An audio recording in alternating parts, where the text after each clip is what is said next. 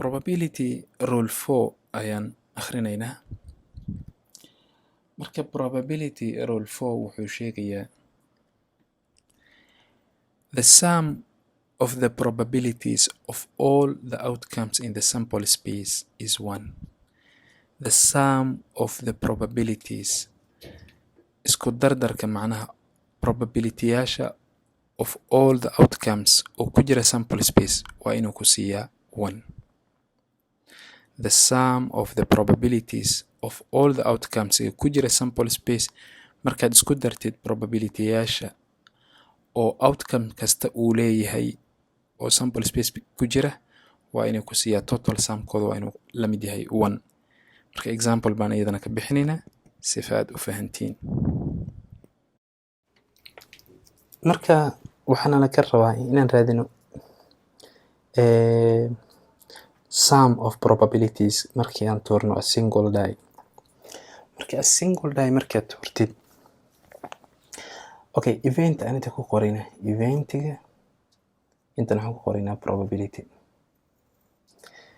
marka waxaan haysanaa waxa weeyaan eventiga koobaad single die markaad tuurtid inuu ku soo baxo 1 face uu ku qoran yahay 1 ama face uu ku qoran yahay 2 ama face ay ku qoran tahay 3 ama 4 ama 5 ama 6 soo garan.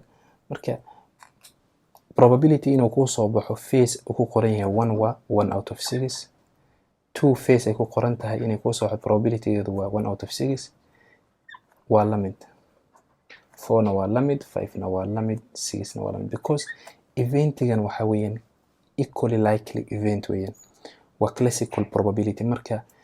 marka toos a single die probability inuu midkood uu ku soo baxo waa 1 out of 6.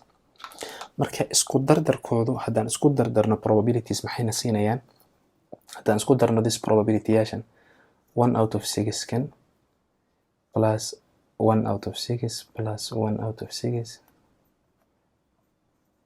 plus 1 out of 6 plus 1 out of 6 plus 1 out of 6 ilaan waxaan haysanaa 1 2 3 4 5 6 1 2 3 4 5 6 marka haddaad isku dartid waxaa kuu soo baxaya 1.